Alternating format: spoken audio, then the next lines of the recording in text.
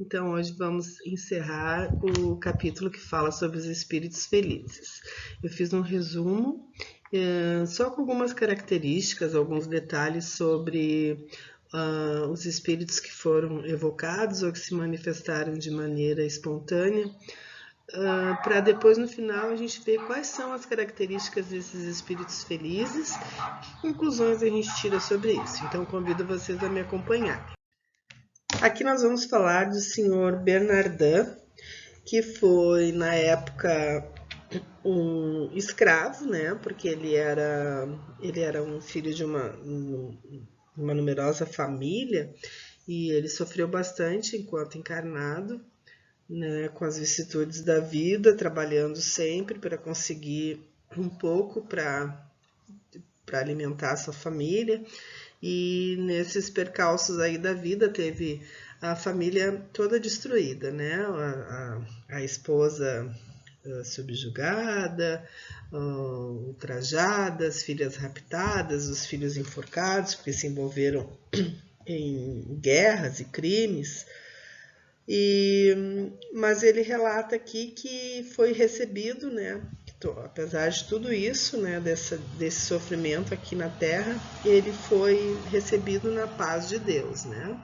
E ele ainda depois conta que se perguntam, né, se ele teve mais alguma encarnação, e ele diz que sim, que ele ainda teve uma encarnação como missionário da verdadeira fé, que sai da mão de Deus, né? Que ele realmente foi dedicado, então, nessa encarnação, a ser um missionário da fé. Sobre a Condessa Paula. A Condessa foi uma mulher que foi bastante abastada, né? Uma mulher nobre, que nunca passou necessidades.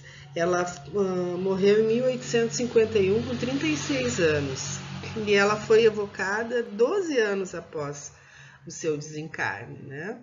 E ela foi uma mulher que que tinha muito dinheiro, só que ela dedicava para ela o mínimo possível. Ela economizava o que ela podia para poder oferecer aos outros, aos pobres, aos mais necessitados, aquilo que ela pudesse oferecer, né? O que ela pudesse comprar, adquirir, alimentação, vestes. Só que essa foi a mais recente encarnação que ela contou quando foi evocada. Só que antes dessa encarnação, ela passou por vários sofrimentos, né? Ela foi bastante pobre, miserável, né? E ela tinha dificuldade, ela meio que não queria encarnar como uma pessoa que tivesse posses, nem que tivesse beleza. Então ela teve várias encarnações que ela foi bastante miserável. Só que chegou um momento que ela precisava passar por essa prova de ter condições, né, de ter uma vida material confortável e de ter uma beleza física, para saber como ela ia lidar. Isso foi uma prova para ela e ela, felizmente, né, conseguiu lidar muito bem com isso. Aqui nós vamos falar sobre o Jean Renault. O Jean foi ele também faleceu relativamente jovem, mas ele foi uma pessoa que, quando encarnada, ele participava da Sociedade Espírita de Paris, ele tinha algum conhecimento sobre a doutrina e ele se manifestou de maneira espontânea, né? Contando que ele praticamente não teve perturbação durante o seu desencarne, né? Que ele dormiu, que ele sentiu que estava chegando o momento do seu desencarne, e ele praticamente dormiu e ficou tranquilo, esperando o sono, o despertar, né? Que o sono foi curto e a admiração de quando ele despertou foi imensa, né? E ele ressalta que em vida ele praticava o espiritismo, né? E não apenas professava, quer dizer, ele vivia realmente tudo aquilo que ele professava, né? Ele não só falava, ele também vivenciava, e como ele tinha uma compreensão dessa vida espiritual, ele, em função disso, né, o despertar dele teve todo o benefício de menos sofrimento no seu desligamento do corpo físico.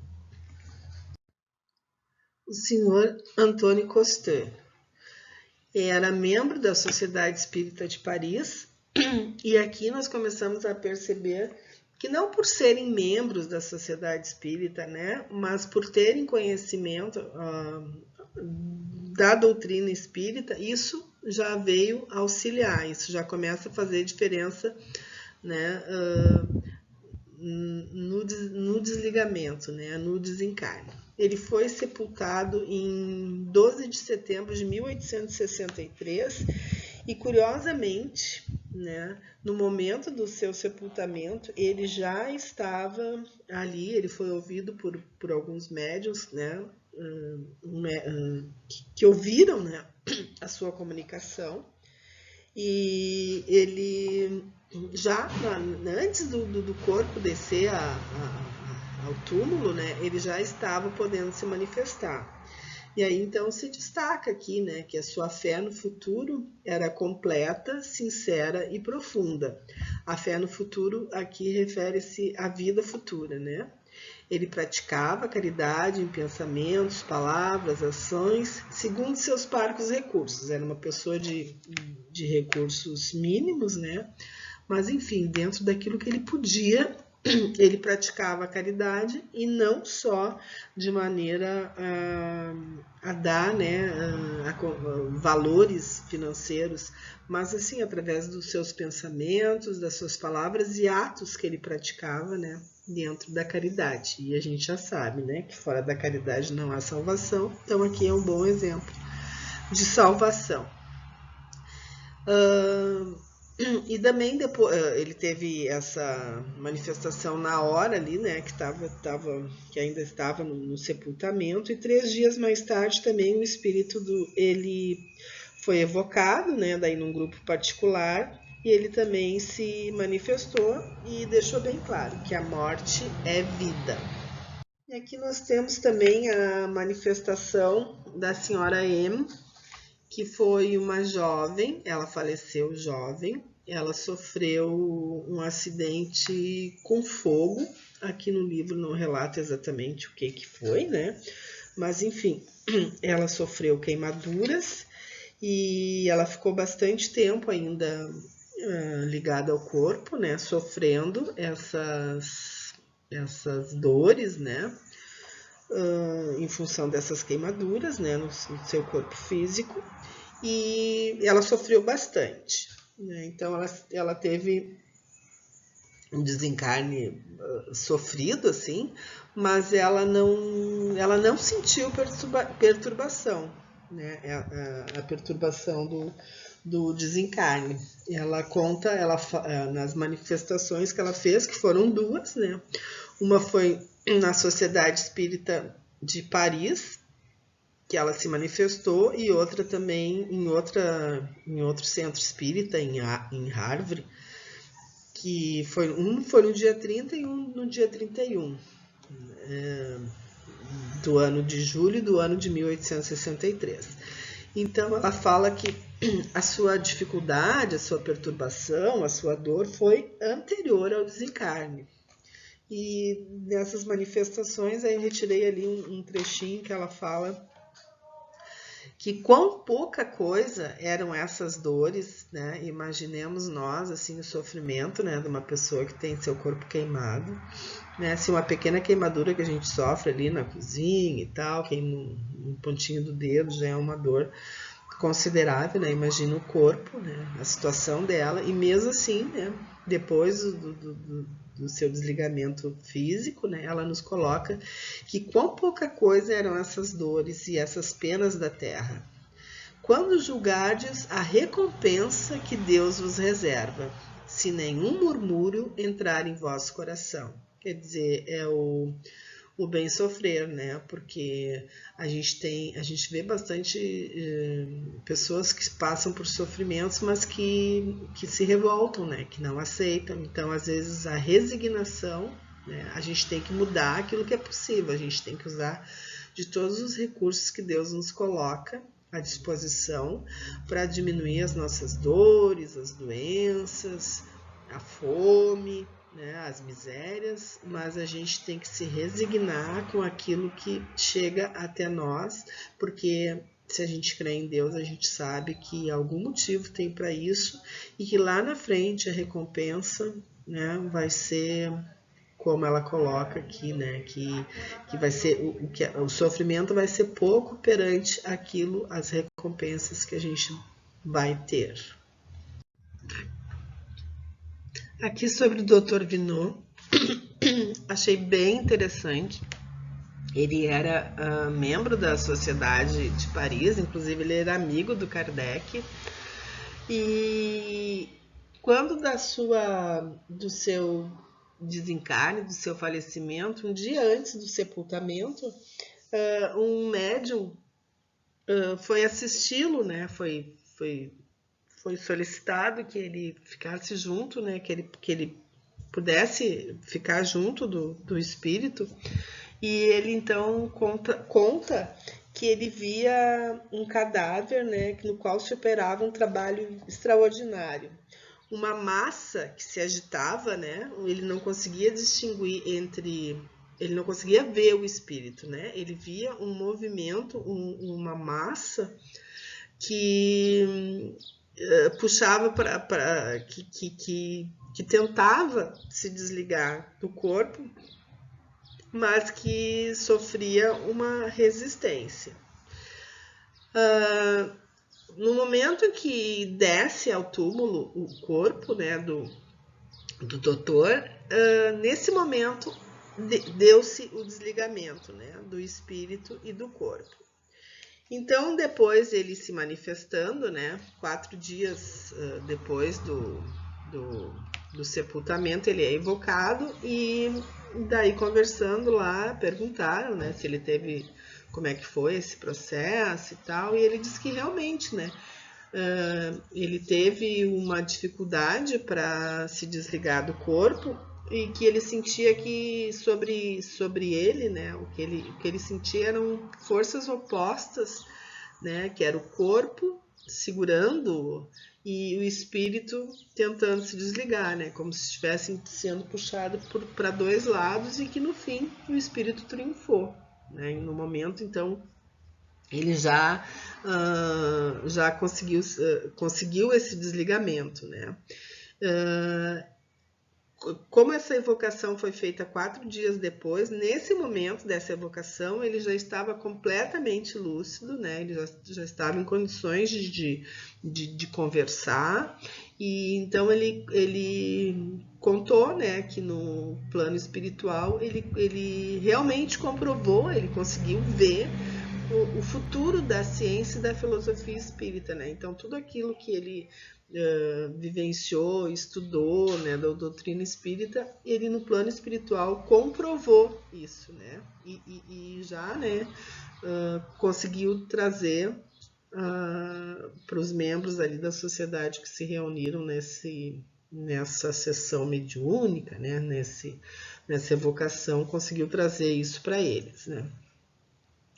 E inclusive dizendo que ele estava lá presente, que ele recebeu que ele viu todas as homenagens que foram feitas e que ele recebeu as orações que os amigos ali fizeram e que aquilo ajudou muito muito o ajudou no desligamento, né, do poder que as orações têm e chegaram até ele. E este membro da Sociedade Espírita de Paris, quando ainda encarnado, ele participou de uma experiência, e isso é contado na Revista Espírita de março de 1860, onde ele, dormindo, né, ele desligado por emancipação da alma, né, por desligamento momentâneo do espírito e do corpo, ele faz narrativas, né? Ele é evocado, encarnado, né? Que isso a gente sabe que é possível, né? A gente momentaneamente ter esse desligamento durante o sono, né? e ser evocada em algum lugar e poder se manifestar lá, embora encarnado ainda, né? Algumas pessoas conseguem isso. E ele participou dessa experiência e daí então ele foi questionado, né? Como que foi, né? Essa diferença, né? Já que ele tinha participado dessa experiência, como é que agora era, né? E ele disse que completamente diferente, né? Porque quando encarnado, naquele momento que ele foi evocado, ele ficava preso ao corpo, né? Pelo laço fluídico. Então ele tinha dificuldades. Na época ele não sabia, né? Mas agora fazendo essa comparação assim, de se movimentar, de agir em função do laço fluídico que o prendia ao corpo, né? Que o ligava ao corpo. Em que agora completamente desencarnado, solto, ele estava completamente desenvolto, né? Podendo se movimentar e que era completamente diferente, né? Então, aquela experiência assim que já foi para o conhecimento, né, dos estudos espíritas já foi grandiosa, né? Não tem comparação com o que acontece mesmo depois do desencarne, o espírito livre da matéria. Victor Le Boufflet. Esse Victor era um jovem que desencarnou muito jovem, ele desencarnou aos 20 anos, em torno dos 20 anos, e ele sempre se dedicou à sua mãe, né? Ele morreu por doença, ele sofreu bastante, e ele escondia os seus sofrimentos da mãe, justamente para a mãe não querer fazer por ele os trabalhos que ele tinha que fazer. Então, ele basicamente trabalhava e assistia a sua mãe. E esse espírito, ele não passou esse sofrimento por expiação. Ele pediu para vir assim, porque ele tinha isso como missão. Essa missão era um dever que ele sentia de reconhecimento para ser cumprido diante daquela que foi a sua mãe. Então, ele veio justamente para fazer companhia, estar ao lado, atender e se dedicar a esta que nessa encarnação era sua mãe. E também ele queria assim demonstrar que mesmo nos piores meios pode-se encontrar almas puras com sentimentos nobres e elevados, porque embora muito jovem, ele nunca se deixou levar pelos encantamentos da juventude e nem se deixou perder ou corromper pelos excessos que muitas vezes a juventude nos leva a cometer. Sobre a senhora Anaïs Gourdon, ela também foi um espírito que faleceu, né, desencarnou bem jovem, mas com a certeza do dever cumprido, digamos assim, né?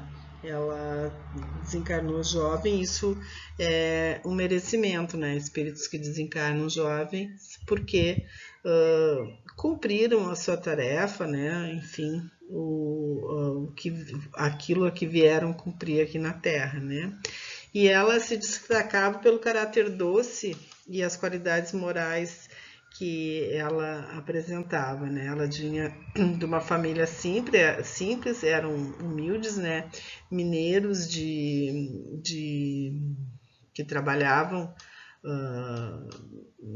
os irmãos, e interessante desse espírito é que ela era diferenciada dentro dessa família, porque ela já veio com algumas... Ela já era um espírito um tanto quanto mais evoluído do que esse espírito familiar em que ela se encontrava, né? E ela veio justamente como para dar o exemplo, né, para essa família. E depois, quando ela se manifestou, ela falou que ela era muito feliz, que ela vivia num mundo, né, muito feliz, mas que ela ainda não era um espírito de ordem dos espíritos puros, né, que ela, onde ela estava, no lugar que ela se encontrava, ela vislumbrava, né, esses espíritos puros, e o desejo dela era se tornar também, né, um desses espíritos, e que ela acreditava que sim, que ela ia, com a evolução, né, ela ainda ia se tornar esses espíritos, né, desses espíritos de primeira ordem, né? E ela fala que, ela até se refere que ela via essas asas brancas, né? Essas asas que ofuscavam, né? E aí aqui se abre um parênteses para dizer que essas asas que ela via não é que os anjos, né? Que os mensageiros, que eles tenham, que os espíritos puros tenham asas, né? Eles podem se apresentar e plasmam formas do jeito que quiserem, né? Então que isso não é... Eles podem aparecer aos homens com esse acessório, né? Para responderem ao seu pensamento. Como outros espíritos tomam a forma que tinham na Terra, né? Enfim, ela os via assim, com asas. Enfim, o Maurice Gautran. Esse foi um jovenzinho que desencarnou aos 18 anos, um menino dedicado, estudioso, que é aquele tipo de jovem que a gente, né, vê dedicado e que falece e as pessoas dizem, tinha todo o futuro pela frente, né? E os pais desse jovem, eles ficaram muito revoltados porque por tanta dedicação que o filho teve, né? E eles julgavam que, inclusive, a doença que tinha o levado à morte teria ocorrido devido justamente a ele se dedicar tanto, a ele se esforçar tanto, que esse esforço de aprendizado todo que ele fazia, isso tivesse feito ficar doente, né? E eles não aceitavam essa perda. E aí o espírito do Maurice se manifestou, né, dizendo justamente que ele vinha para trazer mensagem aos pais, não somente aos pais dele, né, mas a todos os pais que perdem filhos, né, que eles não tem justificativa para essa revolta, né, e que justamente o contrário, que eles precisam confiar em Deus, né, e porque isso que vai proporcionar que eles futuramente, quando se encontrarem, essa família toda se encontrar no mundo espiritual, eles possam se reunir, né? Que o desespero, que o não aceitar acaba justamente prolongando a causa, né? E a causa foi a causa da revolta, e a causa da revolta foi o afastamento. Então, que eles deviam buscar, encontrar na fé, acreditarem na vida após a morte e assim se prepararem para um dia estarem reunidos, né? E que ele se encontrava feliz e já estava junto aos familiares que já tinham falecido, avós já se encontravam junto a ele, né? E que não tinha sido o estudo, nem o esforço dele em aprender que tivessem lhe causado doença ou que fosse a causa do desencarne dele. E que tudo aquilo que ele aprendeu aqui na Terra estava servindo para ele, né? Porque isso é a lei do progresso, né? E que ele tanto estava servindo agora para ele, né? O entendimento dele, como virá na bagagem dele quando ele for ter novas experiências encarnado. Então, amigos, considerando que terminamos aqui os exemplos que Kardec nos trouxe dos espíritos felizes, a gente convido vocês a gente fazer uma reflexão, né? O que preocupa no desencarne, né? E o que pelas próprias perguntas que foram feitas a esses espíritos desencarnados nos trazem questões, né? A nossa curiosidade, o nosso medo do futuro, né, no processo do desencarne. Então, nesses relatos todos, o que a gente observou é que existia sempre a preocupação com o desligamento, né, do espírito do corpo, com o corpo, né, como é que é esse processo, a perturbação espiritual, né, que é aquele torpor, é aquele adormecimento, é aquele não saber o que está acontecendo, não ter plena consciência, né? Até naquela ilustração, aquela segunda ilustração ali, aparecem os espíritos carregando, né, uma pessoa, isso que é querendo representar que a gente não está no processo de desencarnação e no momento que nós estamos sem entendimento, né, que ainda não temos a consciência do que estamos já no mundo espiritual, a gente está sempre amparado, né? E o importante como vai ser também o despertar no plano espiritual, né? Nesses mundos que nós viremos a habitar. Fazendo o apanhado geral deste capítulo, né? Porque aqui nós tratamos de espíritos, exclusivamente de espíritos felizes, né? Que se encontram em condição de dizerem, todos eles que se manifestaram, disseram que estavam felizes. E nesse apanhado desses exemplos todos que Kardec nos trouxe, nós observamos algumas características, né, desses espíritos quando encarnados. Sempre se manifestaram de maneira dócil, eram seres pacíficos, caridosos, serenos, né? Não tinham, os que estavam doentes não estavam revoltados, os que sofriam dores não estavam revoltados, né? Mas todos foram espíritos, pessoas quando encarnadas, que foram sofredores nesta vida, né? Seja por dificuldades materiais, como aquele que foi escravo, que sofreu misérias, né? Vários outros que eram bastante humildes, trabalhadores, de famílias de poucas rendas,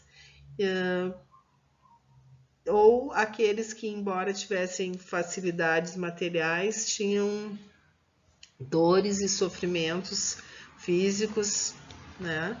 Então, mas todos eles suportaram bem as provas, né, pelos quais passaram, né, e pela sua condição evolutiva, né.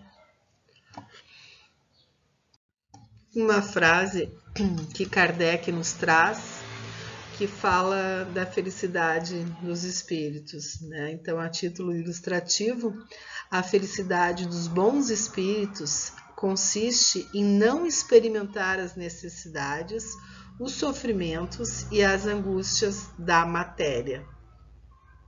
Então, para a gente refletir, né, o que Kardec nos traz aqui, e em relação ao que a gente já observou desses espíritos felizes quando encarnados, que eles não davam o principal não era a matéria, né? Não era a necessidade do corpo físico e material, né? Que passaram por sofrimentos físicos e materiais, mas não se ligaram a isso, né? Deixavam se levar pela alma, pelo espírito, né? Se dedicar mais à caridade, a fazer pelos outros e se preocupar um tanto menos consigo. Eu gostaria de trazer em destaque, né, um lembrete para todos nós, que a gente não...